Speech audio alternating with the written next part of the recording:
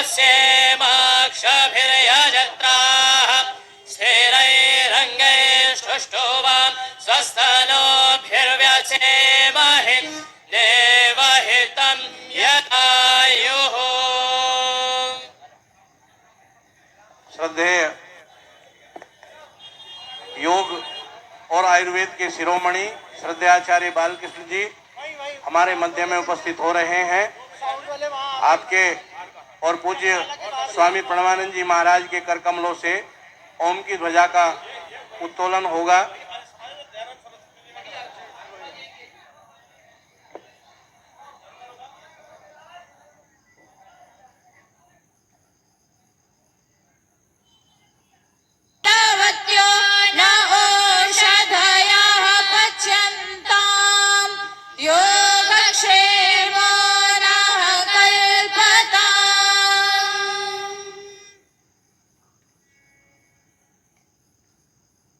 श्रद्धेय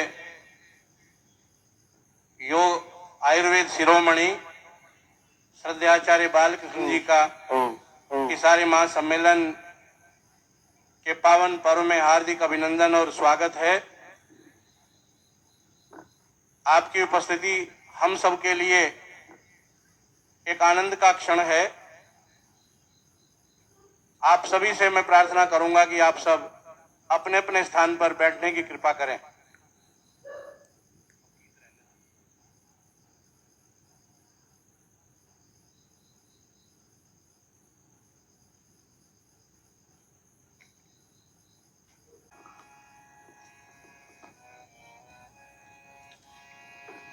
जयति ओम ध्वज व्योम बिहारी जयति ओम ध्वज व्योम बिहारी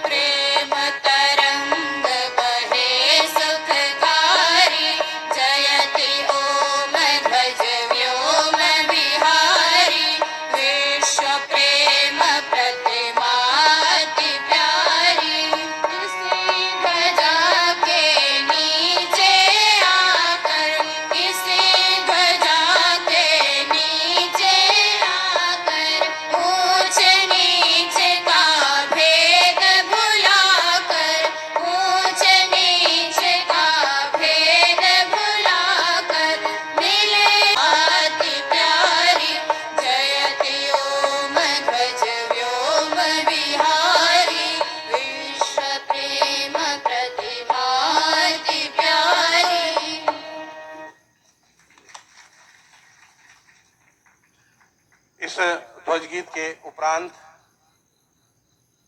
हमारे आज के कार्यक्रम के मुख्य अतिथि, हम सबके प्रेरणा के बिंदु, आर्य समाज के सिद्धांतों को संरक्षित रखने के लिए कृत संकल्प ऋषि दयानंद के स्वप्न को साकार करने वाले पूज्य स्वामी रामदेव जी, और आप सबके याद होगा भी मुरादाबाद में पूज्य स्वामी जी महाराज जब बोल रहे थे, उन्होंने एक बात कही थी कि बहुत सारे लोग इस देश के लिए अनेकों बातें कहते हैं, कोई टुकड़े करने की बात कहता है, कोई खंड खंड करने की बात कहता है, और स्वामी जी ने एक वाक्य बोला कि जब तक इस धरती पर ऋषि दयानंद का एक भी शिष्य जीवित रहेगा तब तक इस देश को कोई बांट नहीं सकता, इसको कोई हानि नहीं पहुंचा सकता।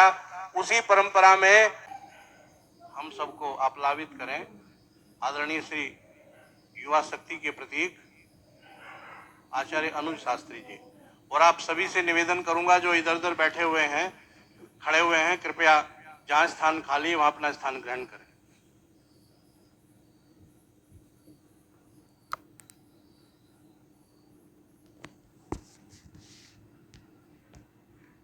ओम ओम।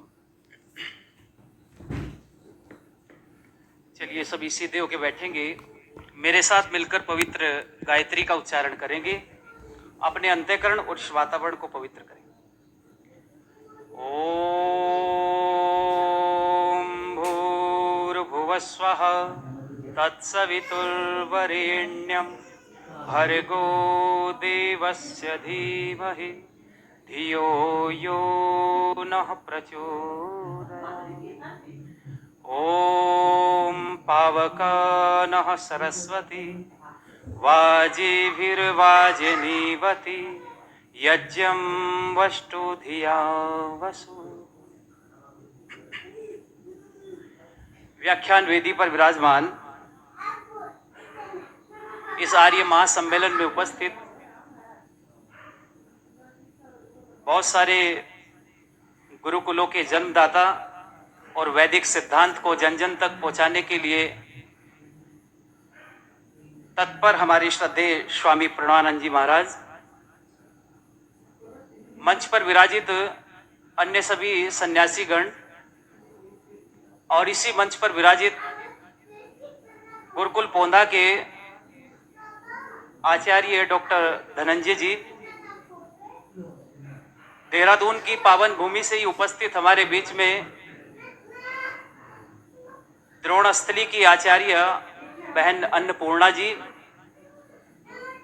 उन्हीं की बराबर में विराजित नजीबाबाद गुरुकुल से हमारे बीच में आई आदरणीय बहन प्रियंवदा जी, और आर्य समाज के उद्भट विद्वान जिनके व्याख्यान आप प्रातःकालीन सभा में भी सुन रहे थे और आगे भी सुनेंगे, आदरणीय आचार्य ज्वलंत शास्त्री जी, उत्तराखंड प्रतिनिधि सभा के प्रधान दयानंद तिवारी जी, और इस मंच पर उपस्थित अन्य सभी विद्वज्जन, भिन्न भिन्न आर्य समाजों से आए हुए सभी पदाधिकारी गण बंधुओं और उन सभी सक्रिय कार्यकर्ताओं का मैं धन्यवाद देना चाहूंगा, क्योंकि मैं रात्रि के 11:30 बजे जब आ रहा था तो मैं देख रहा था स्वामी जी कि 11:30 बजे भी कुछ नौजवान सड़कों पर ओम की झंडियां लगा रहे थे। तो एक बार जोरदार तालियों से आप उन सभी कार्यकर्ताओं का जो प्रत्यक्ष और अप्रत्यक्ष रूप से इस आर्य महासम्मेलन में योगदान दे रहे हैं, समक्ष बैठे हुए आर्यभद्र पुरुषों, पूजा एवं सत्कार के योग्य वंदनीय मातृशक्ति प्यारे बच्चों, अभी बेटियों ने एक गीत आपके बीच में सुनाया है। थोड़ा सा समय है, 3 दिन आपके बीच में रहेंगे तो बहुत सारे विषय पर चर्चा जरूर होगी आपसे, लेकिन अब थोड़ा समय है इसलिए कुछ बातें आर्य महासम्मेलन और वैदिक सिद्धांत को लेकर के मैं संक्षिप्त रूप में आपके बीच रख रहा हूं। बंधुओं, ये वैदिक सिद्धांत ऐसा ही नहीं कि आज ही हमारे बीच में है, इस सृष्टि के आदि से परमपिता परमात्मा ने जब सृष्टि का निर्माण किया तो निर्माण करने के बाद में बताया कि इसमें कैसे विचरण करे, इस वैदिक व्यवस्था को कैसे जिया जाए, और इस वैदिक व्यवस्था में जी करके हम अपने जीवन का अपनी आत्मा का सर्वांगीण विकास करते हुए अंतिम चरम लक्ष्य मोक्ष की तरफ बढ़े। ये एकमात्र मार्ग ऐसा है क्योंकि सत्य एक होता है, इसको आप नोट करिए। सत्य हजार नहीं होते, और उस सत्य के मार्ग पर चलकर के ही हम जीवन में आनंद को प्राप्त कर सकते हैं। वैदिक व्यवस्था में, वैदिक काल में हमने उत्तरोत्तर उन्नति की है। जब तक वेद व्यवस्था इस देश के अंदर रही, वेदों के प्रति हमारा आचरण रहा, वैदिक व्यवस्था को हमने अपने जीवन में अपनाया, तब तक ये आर्यवर्त देश विश्व में सिरमौर रहा है, विश्व गुरु रहा है। लेकिन जब से वैदिक व्यवस्था को हमने छोड़ दिया और कहते हैं आप जब सत्यार्थ प्रकाश को पढ़ोगे तो उसमें आपको पता चलेगा,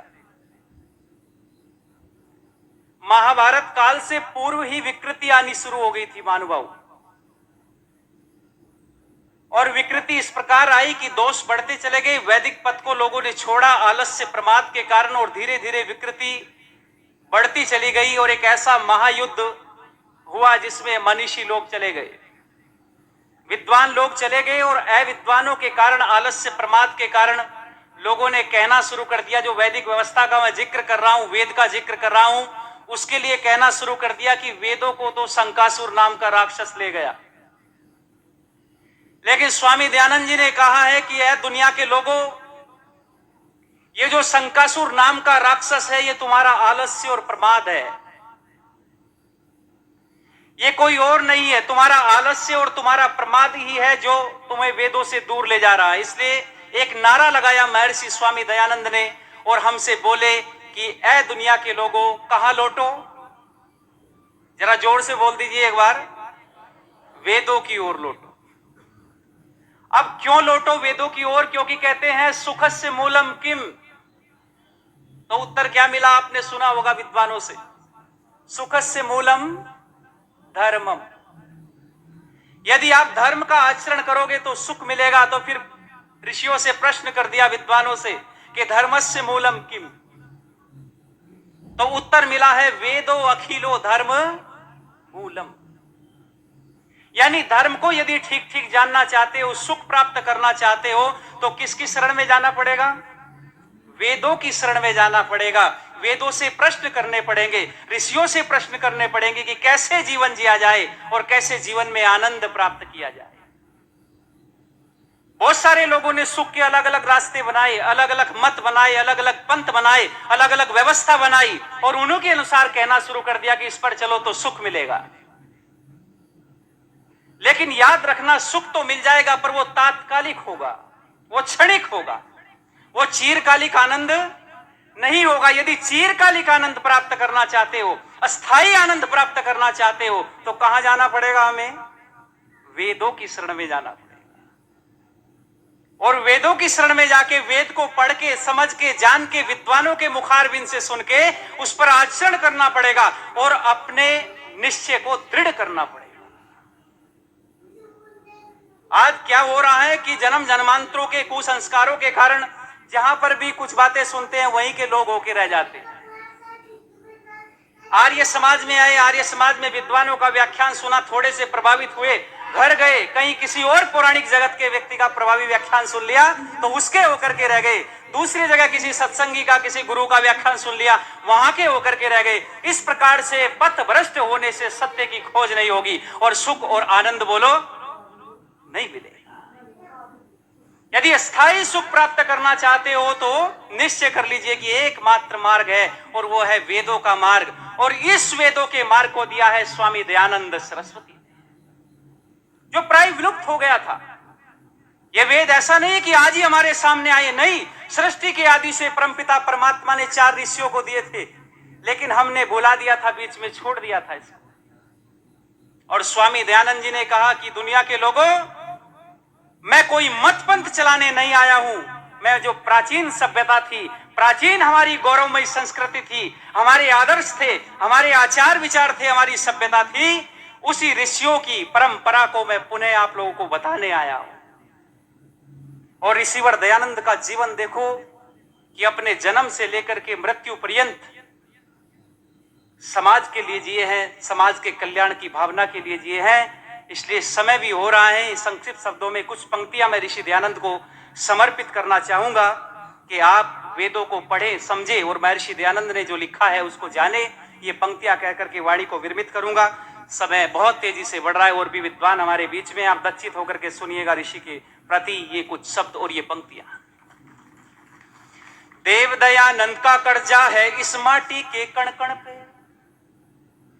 देव दयानंद का कर्जा है इस माटी के कण कण पे, जिनके शब्दों की गुंजन है भारत माँ की धड़कन में।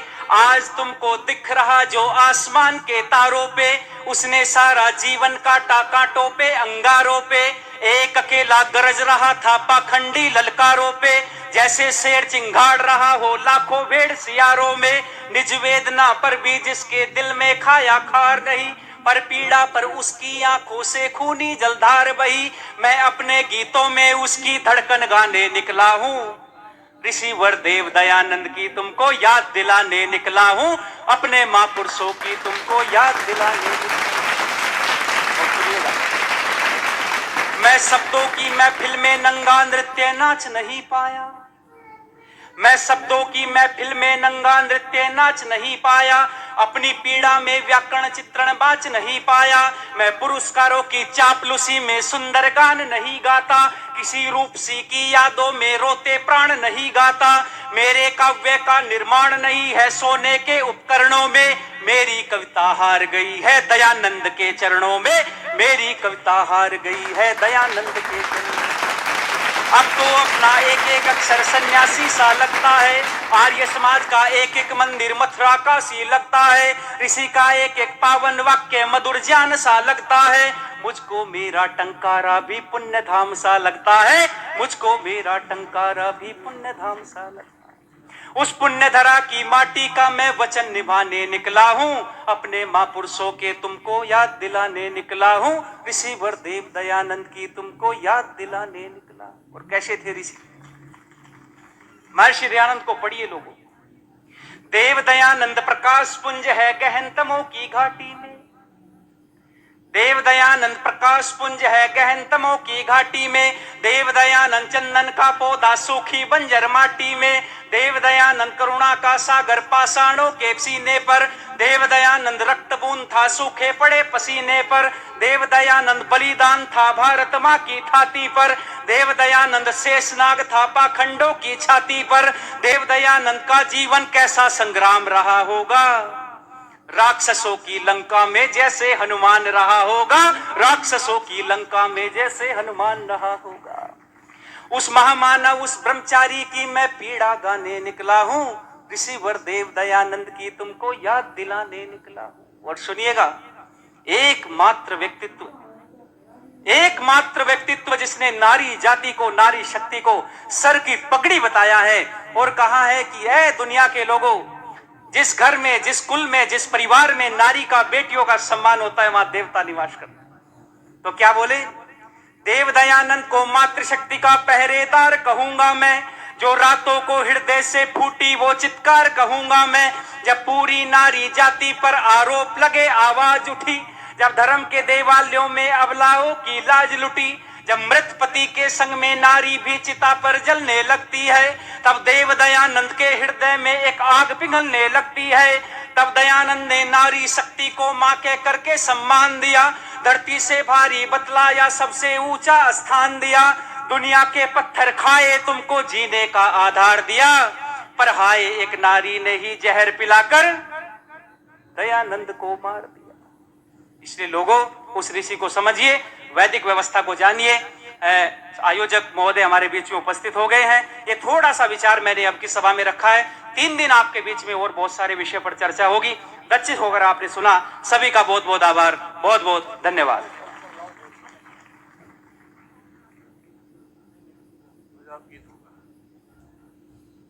आज के हमारे कार्यक्रम के मुख्य अतिथि श्रद्धेय पतंजलि विश्वविद्यालय के कुलपति श्रद्धेय आचार्य बालकृष्ण जी हमारे मध्य में उपस्थित हो गए हैं।